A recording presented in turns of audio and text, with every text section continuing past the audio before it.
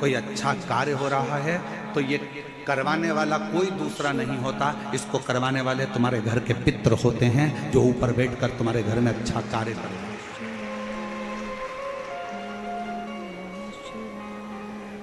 पार्वती जी को अगर शिव जी के शिवलिंग की पूजन की महत्वता कोई बता रहा है तो पार्वती जी को पूजन की महत्वता उनके नाना नानी ने बताई, पितरों ने बताई।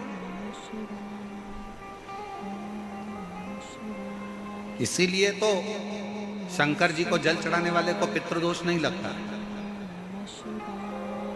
क्यों नहीं लगता? क्योंकि शिव जी पर आप जल चढ़ाते हो ना, तो शंकर भगवान का चढ़ा हुआ जल हस्त कमल की ओर जाता है पार्वती जी के, और पार्वती जी के हस्त कमल पर जैसे ही जल जाता है तो नाना नानी बड़े प्रसन्न हो जाते हैं अपनी नातिन को देखकर कि मेरी नातिन पर लोग पूजन कर रहे हैं, जल चढ़ा रहे हैं, तो पितृ आशीर्वाद देते हैं। शंकर पर जल चढ़ाने पर 3 दोष समाप्त हो जाते हैं। पहले नंबर का वास्तु दोष, दूसरे नंबर का पितृ दोष और तीसरे नंबर का काल सर्प दोष। ये 3 दोष शिव पर जल चढ़ाने से समाप्त हो जाते हैं। पितृ प्रसन्न होते हैं, पूर्वज आनंदित होते हैं। हमारे घर की बेटी आज शिव की आराधना कर रही है, हमारे घर की बेटियां हमारे शंकर की आराधना कर रहे हैं, शंकर की स्तुति कर रहे हैं। शिव आराधना में डूबे हुए। कितना भी पितृदोष हो, कितना भी, बेटों की शादी नहीं हो रही, बेटियों का संबंध नहीं आ रहा, घर में क्लेश बना हुआ है, अशांति बनी हुई है, मानसिक टेंशन बना हुआ है, 1 रुपये कमाओ 1.25 रुपये खर्च हो रहा है, कोई समझ में नहीं आ रहा, कोई रास्ता नहीं सूझ रहा, एक चावल का आखा दाना लेकर परिंदे के पास, परिंदा जानते हो सब लोग, हंडा मटका, पानी भरने का मटका, हंडा घड़ा गगरा, जो घर के रसोई घर में जो पानी का स्थान होता है, एक चावल का दाना रसोई घर में रखकर उस चावल के दाने को साथ में लेकर और 1 लोटा जल हंडे का, मटके का, परिंदे का, घड़े का भरकर जाइए और वो परिंदे का पास का चावल का दाना और 1 लोटा जल, पहले चावल का दाना शिव जी के शिवलिंग पर समर्पित करो, फिर 1 लोटा जल जहां जलाधारी होती है, जलाधारी इधर की है तो आप इधर खड़े हो, जलाधारी उत्तर की है तो आप यहाँ दक्षिण की ओर खड़े होकर शिव जी पर जल चढ़ाना प्रारंभ करें। यहाँ जल बह रहा है शिवलिंग का तो आप इधर खड़े होकर जब जल चढ़ाओगे, चावल का दाना रखकर, कैसा भी पितृदोष हो वो सारा पितृदोष समाप्त होता ही है और घर में शुभ कार्य होता है। पितरों की शांति का मूल क्रम है शंकर की स्तुति। कोई न कह दिया वास्तु के हिसाब से तुम्हारी बाथरूम गलत बनी है, तुम्हारा दरवाजा बना है गलत, तुम्हारा रसोई घर गलत बना हुआ है, सीढ़ियाँ गलत बनी है, ये गलत बना है, वो गलत बना है, सारा तोड़ तोड़ा के तुमने बार बार बनाया, सीढ़ी इधर लगा दी उसके कहने पर, तुमने बाथरूम उधर बना ली उसके कहने पर, उसके बाद भी घर में शांति नहीं है, पूरा वास्तु के हिसाब से मकान बनाया, पूरे वास्तु के हिसाब से घर बनाया, उसके बाद भी अगर शांति नहीं है तो कुछ मत करो, 1 लोटा जल शिव जी को चढ़ाओ और शंकर जी को 1 लोटा जल चढ़ाकर वही जल अशोक सुंदरी पे चढ़ाओ, गणेश कार्तिकेय पर चढ़ाओ और वही जल उठाकर थोड़ा सा लेकर आओ, घर के 4 कोने में उस जल को छींटना प्रारंभ करो, वास्तु दोष अपने आप समाप्त हो जाएगा। आपको बाथरूम बदलने की जरूरत नहीं, घर बदलने की जरूरत नहीं, व्यापार बदलने की जरूरत नहीं, अपने आप धीरे धीरे धीरे धीरे बदलता चले। पर विश्वास, मानो तो गंगा मानो और ना मानो तो बहता पानी। आप मानोगे तो गंगा जी है, ना मानो तो बहता पानी, आपके ऊपर निर्भर करता है। पार्वती माता ने हमको एक सीख दी है, नाना नानी ने जो सीख पार्वती जी को दी थी वो सीख पार्वती की चित्त वृत्ति में। कौन सी सीख? जब तकलीफ आए पार्थिव शिवलिंग का निर्माण करो, लोटा भर के जल चढ़ाकर पूजा करो। किसी के सामने जाकर अपने दुखड़े को अगर रोगे तो वो बाद में केवल हंसेगा, ताना कसेगा, पर मेरे शंकर जी के पास में जाकर अपना दुखड़ा कहोगे तो मेरा शंकर आंख के आंसू को पोंछ देगा, आंख के आंसू को पोंछ देगा।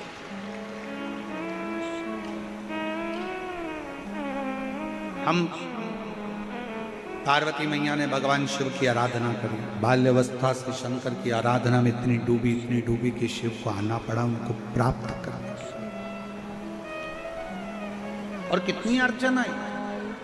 कामदेव ने समाधि तोड़ी शंकर भगवान की, कामदेव जलकर भस्म।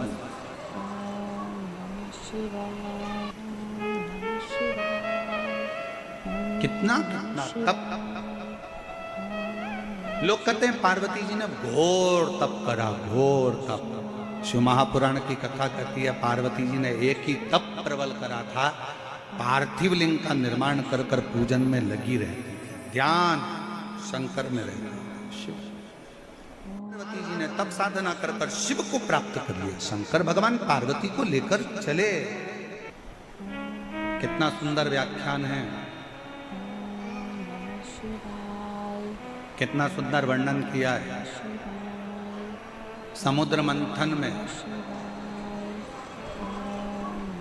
3 अप्सराओं का निकलना और उसमें से एक अप्सरा पुंजिका स्थल, जिसका नाम था पुंजिका स्थल,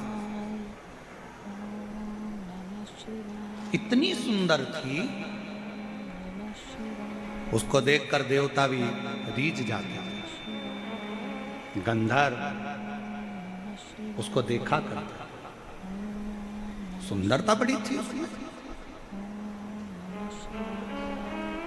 उसका नाम था पुंजिका स्थल। 3 अप्सराओं में से एक अप्सरा थी जो मंथन में निकली थी।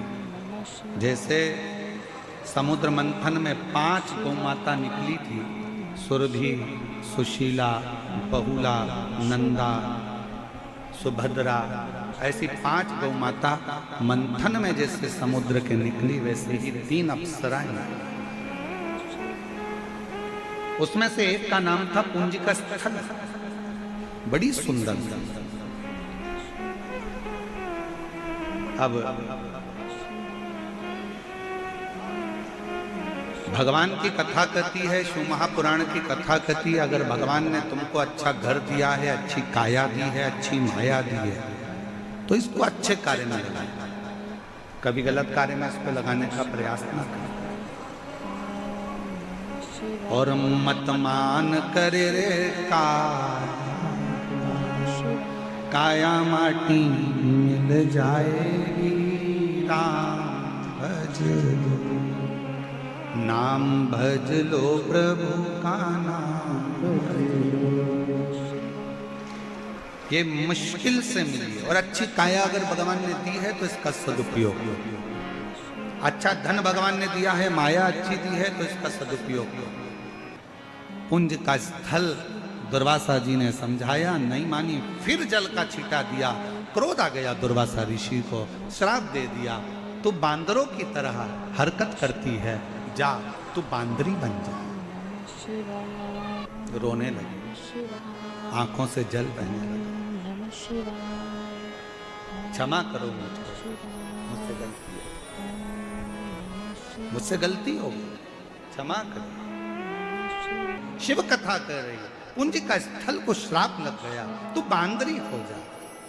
रोने लगी, दुर्वासा जी के चरणों में पड़ गई, बाबा कृपा करो, बाबा करुणा करो, मैं बांदरी बनकर रहूंगी। अच्छा है, तुझे काया का अहंकार हो गया था, जा।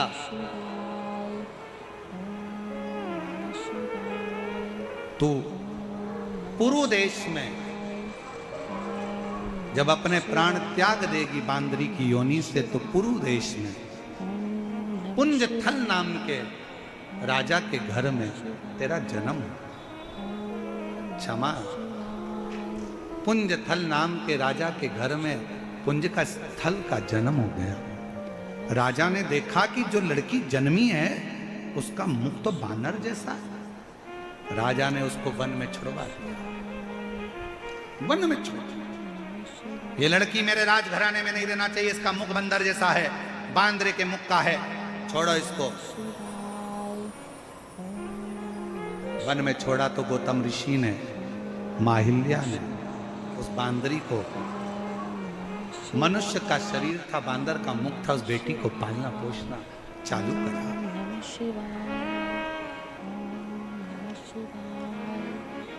बेटी का जन्म हुआ, बांदर जैसा मुक्ता छोड़ दिया वन में, ले जाओ इसको वन में डाल दीजिए। वन में छोड़ा, गौतम बाबा ने उसको पाल पोस कर बड़ा कर नाम रख दिया उसका सुंदर थी, और गौतम ऋषि ने उसका नाम अंजना रख दिया।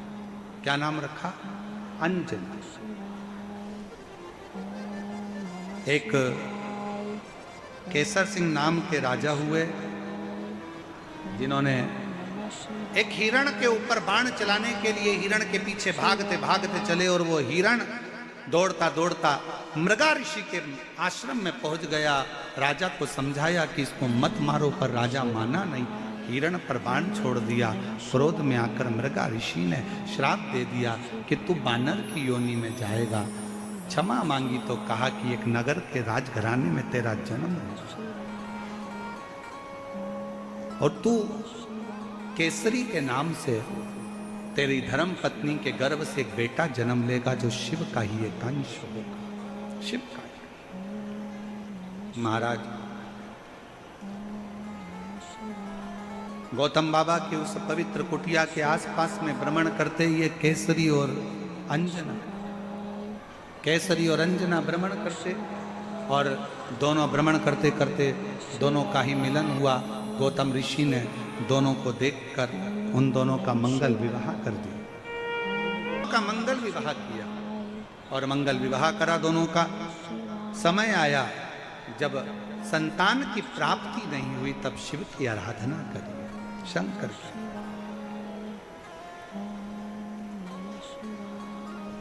शिव की आराधना में डूब गए, और इतनी आराधना माता अंजना ने और भगवान केसरी ने करी कि हमारे घर में कोई औलाद हो जाए। गौतम बाबा ने कहा कि एक काम करो, पार्थिव शिवलिंग का निर्माण करो और उसकी आराधना करो। शिव की आराधना में लगी रहती है दिन रात, कैसे करें? अंजना जी ने शिव जी से विनय करी, और भगवान शंकर की कृपा से अंजना जी के गर्भ से ही शिव का अंश रूप श्री हनुमान जी महाराज प्रकट हुए। बोल हनुमान जी महाराज की। पवन तनय संकट हरन मंगल मूर्ति राम लखन सीता हृदय सियावर रामचंद्र भगवान की। भगवान हनुमान जी महाराज का प्रागट्य स्वयं शिव का ही अंश है। पुराण में स्तंभेश्वर बाबा का एक कितना सुंदर वर्णन किया गया कि अगर मान लो कोई व्यक्ति नशे में डूबा रहता है, मदिरा का नशा छोड़ ही नहीं रहा, पूरा प्रयास कर लिया और वो दारू छोड़ने को ही तैयार नहीं, 8 साल 10 साल 15 साल 20 साल 25 साल 30 साल निकल गए और वो मदिरा छोड़ ही नहीं रहा, बहुत तकलीफ में। नया लड़का है, अभी शादी हुई, बहू बेचारी रोती है, घर के बच्चे रोते हैं, पर वो मदिरा का नशा छोड़े ही ना। तो स्तंभेश्वर महादेव का स्मरण करें। बेलपत्री के 5 पत्ते, शमी के 3 पत्ते। बेलपत्री के कितने पत्ते? 5। शमी के कितने पत्ते? 3। बेलपत्र के 5 पत्ते, शमी के 3 पत्र, और काली मिर्च 5। 1 पत्र, शमी पत्र सब साथ में लेकर काली मिर्च के साथ में बाबा देव अधिदेव महादेव को, भगवान शंकर को समर्पित करो। स्तंभेश्वर महादेव का नाम लीजिए, जम के बोलो। कौन सा महादेव? स्तंभेश्वर महादेव। आपने कथा में सुना होगा कि शरम्भ पक्षी का रूप मेरे शंकर भगवान ने लिया था। किसके लिए लिया था? नरसिंह भगवान को जो गुस्सा आ रहा था, नरसिंह भगवान जो तोड़ फोड़ कर रहे थे, सारे देवताओं को डर लग रहा था, तब भगवान शंकर ने शरम्भ पक्षी का रूप धारण कर नरसिंह भगवान को अपने पंजे में उठाकर अलखनंदा नदी में ले जाकर डाल दिया। शिव जी ने एक नाम लिया, शंकर जी का एक नाम का उच्चारण हुआ। क्या नाम था? जम के बोलो, श्रंभेश्वर महादेव। आवाज नहीं आ रही है, जरा दम के बोलो, कौन से महादेव? बोल श्रंभेश्वर महादेव की। श्रंभेश्वर महादेव। 5 बेलपत्र, 5 कमल काली मिर्च, 3 शमी पत्र शंकर जी को चढ़ाकर बाबा से श्रंभेश्वर महादेव का नाम लेकर विनय कर बाबा आपकी कृपा होगी तो जीव नशे से मुक्त जरूर होगा। शंकर, आपकी कथा कहती है कि आप राम नाम की मस्ती में डूबते हो और नशे को त्यागते हो। बाबा, मेरे भी घर में एक व्यक्ति, उसका नाम ये है, ये गोत्र है, वो नशे में डूबा रहता है। बाबा, इसको नशे से बाहर निकालो। झोली पसार कर प्रणाम करो। अपने हाथ की हथेली को, जैसे ये जल बहने वाला जो स्थान है यहाँ, ये पानी जो यहाँ से बहकर आता है, अपने सीधे हाथ की हथेली को यहाँ लगाओ। सीधे हाथ की हथेली को यहाँ लगाकर फिर ये जो जलाधारी है, यहाँ अशोक सुंदरी का स्थान होता है, अपनी हथेली को यहाँ लगाओ। कार्तिकेय गणेश जी का जो स्थान जलाधारी पर होता है, वहाँ हथेली को लगाकर बाबा के शिवलिंग का स्पर्श कर कर जो चढ़ाई हुई सामग्री है उसको वापस उठा लो और लेकर आ जाओ। शमी पत्र मदिरा पीने वाले व्यक्ति के कक्ष में रख दो और 1 बेलपत्र और 1 काली मिर्च जो मदिरा के नशे में लगा रहता है, सुबह के टाइम पर बेलपत्र, शाम के समय पर काली मिर्च, किसी भी तरह से उसको खाने में देना प्रारंभ करिए। 15 दिन बाबा का चढ़ा हुआ जल शंभेश्वर महादेव के नाम से दीजिए। ज़्यादा से ज़्यादा 20 दिन 22 दिन के अंदर वो धीरे धीरे मदिरा छोड़ना प्रारंभ कर देगा, मदिरा से दूर होता चलेगा। मदिरा से कौन से महादेव? जम के बोलो जरा, श्रंभेश्वर महादेव। कौन से महादेव? श्रंभेश्वर महादेव। और ये नाम कोई साधारण नाम नहीं है। कितना भी घर में झगड़ा हो रहा हो, भाई भाई का झगड़ा हो, रिश्तेदारों का झगड़ा हो, कोर्ट कचहरी चल रही हो, अगर आप तकलीफ में हैं तो 1 लोटा जल श्रंभेश्वर महादेव के नाम से शिव जी पे चढ़ाओ। धीरे धीरे धीरे धीरे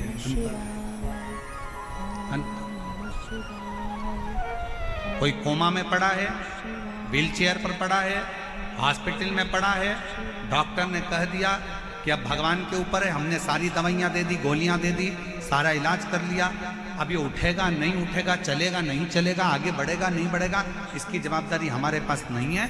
उस समय पर केवल ध्यान देना, अशोक सुंदरी, गणेश जी, कार्तिकेय वाले स्थान पर 1-1 चावल का दाना 3 रखो, शंभेश्वर महादेव के नाम से तीनों जगह जल चढ़ाओ और वो जल शंभेश्वर महादेव के नाम से बीमार व्यक्ति अगर पी ले तो ठीक है, नहीं पी सकता उसके शरीर पर उस जल को लगाना रोज प्रारंभ करो। धीरे धीरे वो कोमा से भी बाहर निकलेगा, शरीर भी चलेगा और वो आगे बढ़ना प्रारंभ करेगा। शंभेश्वर महादेव के नाम मात्र में इतना बल होता है कि शंभेश्वर महादेव की यहाँ तक शिवपुराण कहती है कि जब जब शंभेश्वर महादेव की कथा आए और दिल से अगर आपने सुना है तो व्यक्ति रोग से, दुख से निवारण होता ही है। वो शंभेश्वर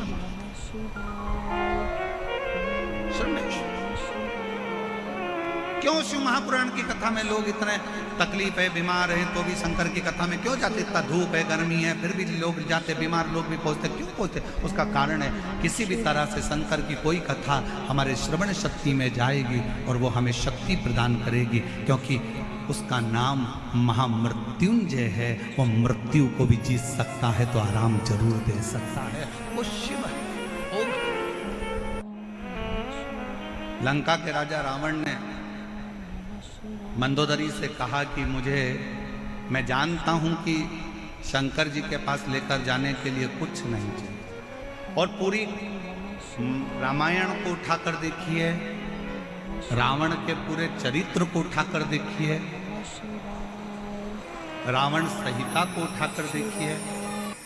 आप पूरी रावण की लीला का स्मरण करेंगे तो रावण ब्रह्मा जी की आराधना करते समय कुछ दे रहे हैं, नारायण की आराधना करते समय कुछ दे रहे हैं, इंद्र की आराधना करते समय कुछ दे रहे हैं, पर रावण शंकर की आराधना करते समय कुछ नहीं दे रहे, खाली हाथ शंकर का गुणगान करने के लिए जाते हैं, और तो भी मेरा देव अधिदेव महादेव सोने की लंका प्रदान कर देता है। सोने की नगरी दे देते हैं। सोने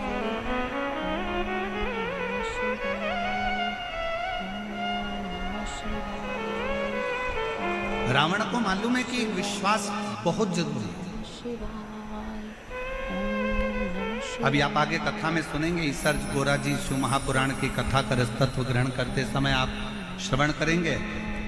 चंचुला देवी का मन दो जगह पर डोल गया।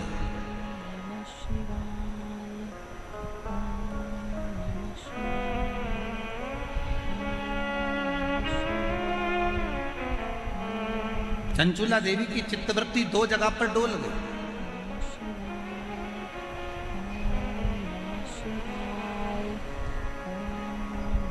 चंचुला देवी का मन दो जगह पर विचलित हो गया, दो जगह डोल गए। कब डोला? जिस समय पर चंचुला देवी की आंख में जल भर गया और तुमरुका जी कथा कर रहे थे और चंचुला देवी ने कहा, क्या मेरा पति प्रेत योनि में पड़ा हुआ है, क्या वो मुक्त हो जाएगा? क्या उसको मोक्ष मिल जाएगा? क्या वो मुक्त हो जाएगा? ईसर जी गोरा जी पीछे बैठे थे, उन्होंने चंचुला देवी को आगे बिठाया और ईसर गोरा गणा गोर पीछे बैठे। शिव जी सिर पर फेटा बांधे थे, तुर्री लगाए थे, गले में मोती की माला थी, सुंदर हाथ में सोने के कड़े थे, पाँव में कड़ला डला हुआ था, सुंदर जरीदार वस्त्र मेरे शंकर भगवान ने पहन रखे थे। पार्वती जी ने बड़ा सुंदर श्रृंगार कर रखा था, बहुत सुंदर। नाक में नथनी, सिर पर बोर, बड़ा बड़ा झुमका, गले में हार, गले में हार, सुंदर लहंगा, चोली, चूंदड़ी गोरा जी पहनी हुई थी, सिर में बैन, थोड़ी थोड़ी बेड़ियां लगी हुई थी। एक राखड़ी, अब इधर राखड़ी को क्या बोलते हैं हमें नहीं मालूम, एक राखड़ी बोर से बाल में बंधी हुई थी, एक राखड़ी।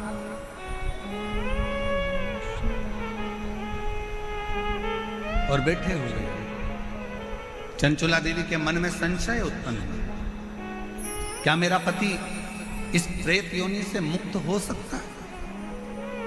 तभी चंचुला देवी ने जैसे ही प्रश्न किया तुमरुका जी से, क्या मेरा पति प्रेत योनि से मुक्त हो सकता है?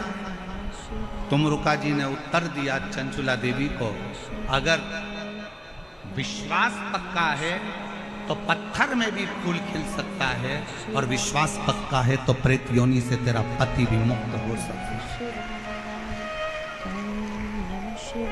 आप कितना विश्वास रखते हो, आप कितना भरोसा रखते हो, आप कितनी दृढ़ता रखते हो, ये आपके ऊपर निर्भर है। 7 दिन की कथा में आप आए हो, बैठे हो, हरि चर्चा कर रहे हो, शिव नाम जप रहे हो, भजन कर रहे हो, कीर्तन कर रहे हो, मंत्र जाप कर रहे हो।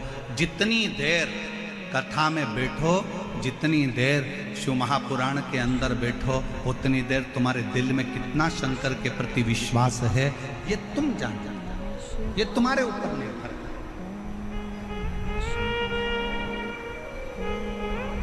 आपका भरोसा कितना है आपके ऊपर निर्भर करता है। एक पत्र है, अच्छा है, देखिए।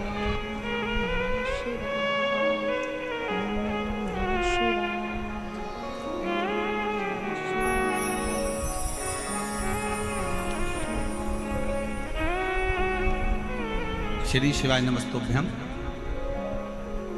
मेरा नाम रेखा शर्मा है। का नाम वेद प्रकाश शर्मा है। मैं बामनवास सवाई माधोपुर से आई हूँ। मेरा मोबाइल नंबर ये है। कहीं बैठी हों तो हाथ हिला सकती हैं, कहीं बैठी हों तो हाथ हिला सकती हैं। सवाई माधोपुर से रेखा शर्मा, पति का नाम वेद प्रकाश शर्मा, सवाई माधोपुर से।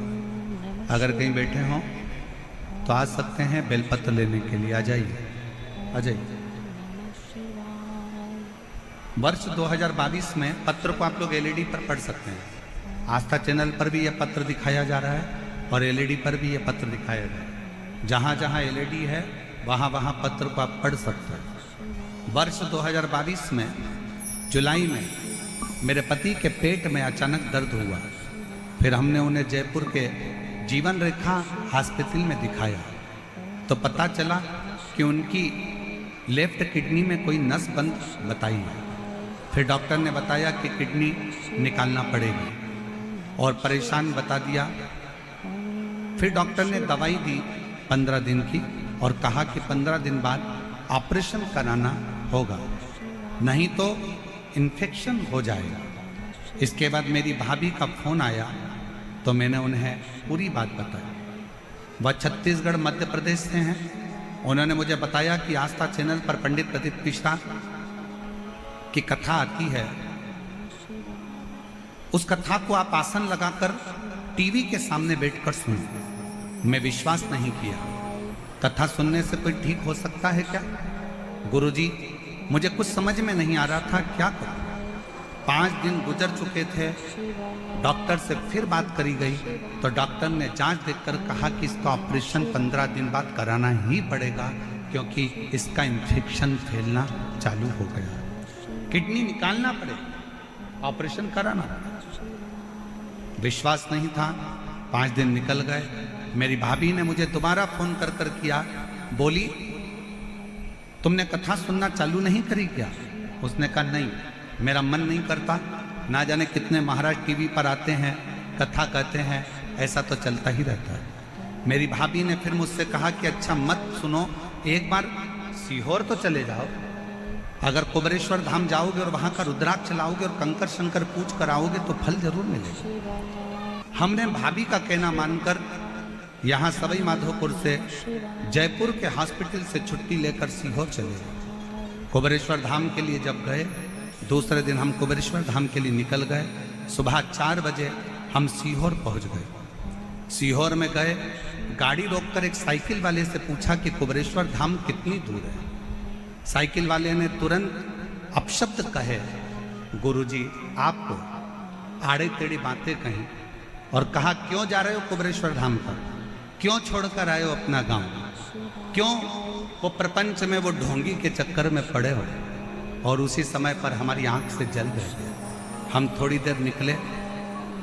सीहोर के ही एक व्यक्ति ने जब इस तरह का शब्द कहा, हम थोड़ी दूर और आगे बढ़े और आगे बढ़ने के बाद एक बूढ़ी अम्मा मिली। उस बूढ़ी अम्मा ने हमको बुलाकर कहा, बहन इधर आओ, सुबह की 4 बज रही है, तुम इधर उधर पूछती फिर रही हो, क्या बात है? कहा कुबरेश्वर धाम जाना है। कहा एक काम करो, ऑटो पकड़ो, ऑटो वाला को मैं बुला देती हूँ। और वो बूढ़ी माँ ने ना जाने कब कौन सा ऑटो वाले को आवाज़ लगाया, 5 मिनट में ऑटो वाला आकर खड़ा हो गया और वो बूढ़ी माँ ने हमें कुबरेश्वर धाम भेज दिया। गुरुदेव, कुबरेश्वर धाम पर जाकर हम दान कार्यालय पर पहुँचे। वहाँ जाकर हमने पूछा कि कंकर शंकर पूजन कैसे होती है। उन्होंने बताया 5 कंकर बीन लो, पूजन कर लो और बाबा से प्रार्थना करो। उस समय पर रुद्राक्ष वितरण बंद था। हमको कहा कि रुद्राक्ष नहीं मिलेगा। हम जाने लगे। पीछे से उन्होंने वापिस आवाज लगाकर कहा कोई जरूरी काम है क्या? हाँ साहब। तो उन्होंने एक रुद्राक्ष दिया गले में धारण करने के लिए, दूसरा रुद्राक्ष दिया तांबे के कलश में गलाकर पति को पिलाने के लिए। हम लोग तांबे के कलश में रुद्राक्ष गलाते। हमने सोचा बहुत देर हो रही है, आज 8 दिन बीत गए, 15वें दिन ऑपरेशन है। हमने पानी के बोतल में रुद्राक्ष को डाल लिया, वही डाला हुआ शिव जी को चढ़ा दिया, वही पानी भर कर लिया है, कंकर शंकर की पूजन कर लिया।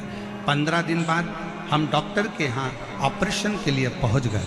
डॉक्टर ने फिर से जांचें प्रारंभ करी और जांच प्रारंभ कर कर कहा, भूतो न भविष्यते, इस व्यक्ति की किडनी ने काम करना चालू कर दिया है, कोई ऑपरेशन की जरूरत नहीं पड़े। इसकी किडनी ने काम करना चालू कर दिया है, कोई ऑपरेशन की जरूरत नहीं पड़े, कोई ऑपरेशन नहीं करा। गुरुदेव,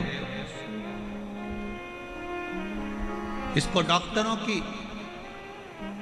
डॉक्टरों ने कहा इसको कोई दवाइयों की जरूरत नहीं है, आप इसको घर ले जाओ, अब ये पूर्ण तरह से स्वस्थ हो गया है, इसको कोई दवाई मत देना, इसकी किडनियों ने काम करना प्रारंभ कर दिया है, इसकी किडनी। एक लाइन इस बहन जी ने लिखी है, बड़ी अच्छी लिखी है गुरुदेव।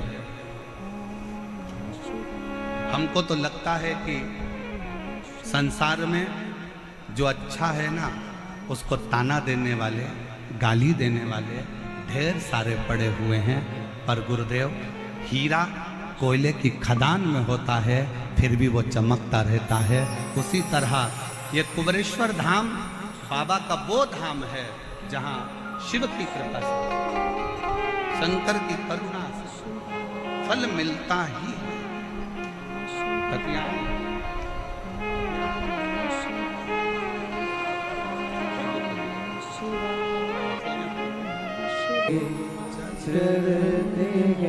आप किसके आश्रित होकर जा रहे हैं? आप भजन में जाओगे तो आपको ताना दिया जाएगा, आप मंदिर जाओगे तो लोग आपको गाली देंगे, आप भगवान की भक्ति में डूबोगे तो लोग ताना देंगे। बोलो मेरी जीजियों, मीराबाई जब तक ससुराल में रही तब तक मीराबाई को ताने पर ताना दिया, गाली पर गाली दी, अब शब्द पर अब शब्द।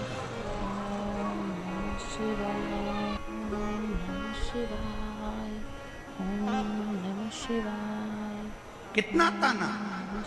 नामदेव जी महाराज भूमि पर रहे तब तक नामदेव जी को ताना देते रहे, रामकृष्ण परमहंस जब तक पृथ्वी पर रहे रामकृष्ण परमहंस को ताना देते रहे, संत तुकाराम जी पृथ्वी पर रहे तो संत तुकाराम जी को ताना देते रहे, कर्माबाई जब तक पृथ्वी पर रही माँ कर्माबाई को ताना देते रहे। जितना जितना राष्ट्र के जितने जितने संत भारत की भूमि पर प्रगटे और जिन्होंने जनमानस का कार्य किया, जनमानस का कल्याण किया, दुनिया ने उसको केवल ताने दिए, और जब उसने अपना प्राण त्याग कर चले गया तब दुनिया के लोगों ने उसको पूजना प्रारंभ करा कि उन्होंने कुछ अच्छा किया था जनमानस में कल्याण। हमारे मालवा के संत श्री नागर जी महाराज कहते हैं, हीरा का परखैया राम कोई नहीं। हीरा का परखदार कौन होगा?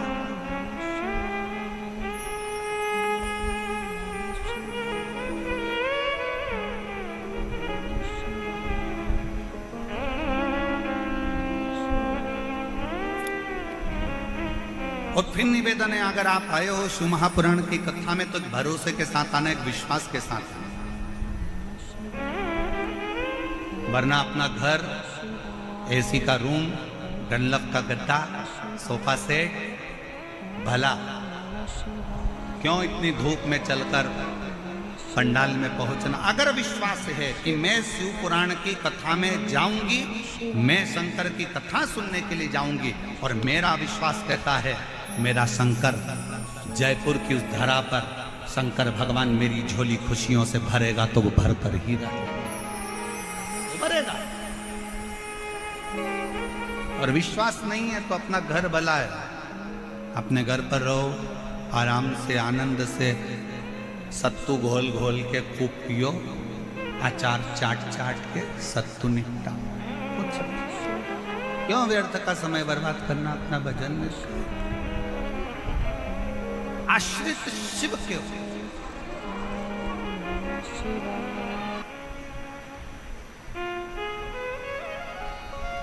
और यहां से जब जाओ आरती के बाद में पहले जमीन को नमन करो।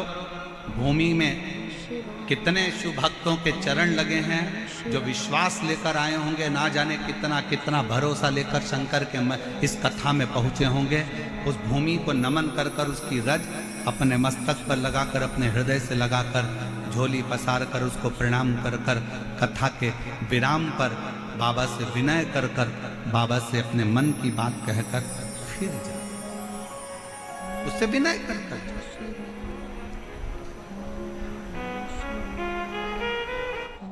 संसार पर अगर भरोसा करा तो टूटा है, पर मेरे शंकर भगवान पर, मेरे उगड़दानी, मेरे शिव पर, मेरे भगवान उगड़नाथ पर, मेरे शंभू पर, मेरे त्रिकालदर्शी, मेरे कैलाशी, मेरे अविनाशी पर अगर भरोसा करा है तो वो भरोसा कभी टूटा। तुम रुका जी ने कहा चंचुला देवी को, क्या तुझे भरोसा नहीं है? अगर विश्वास है तो पत्थर पर भी फूल खिलता है, और अगर विश्वास है तो प्रेत की योनि से भी बिंदु मुक्त होकर शंकर का गण बनता है। विश्वास पर सब कुछ है, ये विश्वास पर आधार, केवल विश्वास।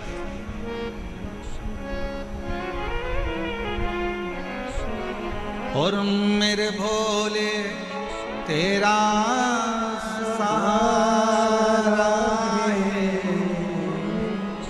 मेरे भोले तेरा सहारा है, मेरी नैया का तू किनारा है, मेरी नैया का तू किनारा है। मेरे बाबा तुझे पुकारा है, मेरे बाबा तुझे पुकारा है, मेरी नैया का तू किनारा है, मेरी नैया का तू किनारा है। फिर चंचुला देवी ने दूसरी बार फिर संशय किया। चंचुला देवी का दूसरा संशय कौन सा था? चंचुला देवी का दूसरा संशय था,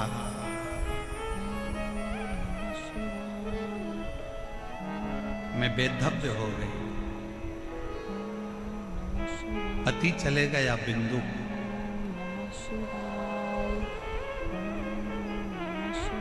अब क्या मैं बेधव्य ही रहूंगी? क्या मेरा पुनः अखंड सौभाग्य नहीं हो सकता?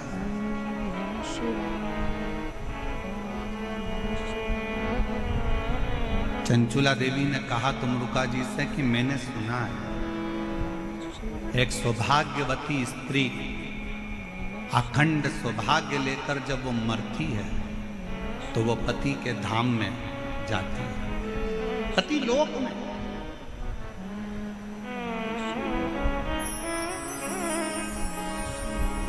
एक सुहागवती स्त्री जब प्राण छोड़कर जाती है तो पति के लोक में जाती है। जिस लोक में उसका पति आएगा उस लोक में वो स्त्री मांग में सिंदूर भरकर, हाथ में चुड़ला पहनकर, पांव पैजनिया पहनकर, कमर कर धनिया पहनकर पति लोक में अपने पति जिस लोक में आने वाले रहते हैं उस पति लोक में वो पहुंच जाते हैं। चंचुला देवी कहा पर मैं वैधव्यता धारण कर चुकी हूं, मैं पति लोक में क्या नहीं जा सकती? क्या मैं पति लोक में नहीं जाऊंगा? क्या मैं पति लोक में नहीं जा सकती? क्यों नहीं? उसी समय पर, उसी पल, उसी घड़ी, उसी क्षण, उसी पल, उसी घड़ी, उसी क्षण तुमरुका जी ने कहा, उनका नाम देवाधिदेव महादेव है। विधाता का काम है भाग्य लिखना, देवता का काम है देना, और देवाधिदेव महादेव का काम है भाग्य को पलट देना, जो कोई नहीं कर सकता वो शंकर कर सकते।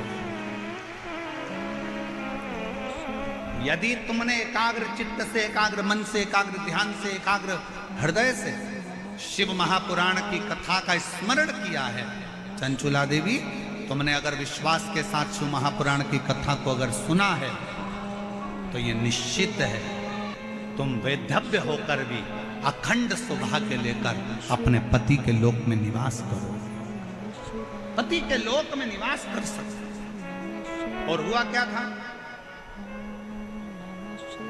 कि जब 7 दिन की शिव महापुराण की कथा पूरी हुई थी तो चंचुला देवी अपने पति को जीवित पाती, अखंड सौभाग्यवती होती है, मांग में सिंदूर भरती है, नाक में नथनी पहनती है, हाथ में चूड़ला पहनती है, और फिर वो पतिलोक में नहीं, पति और चंचुला देवी दोनों शंकर के लोक में कैलाश धाम में रहकर शंकर जी की सेवा में लीन हो, शिव की सेवा में।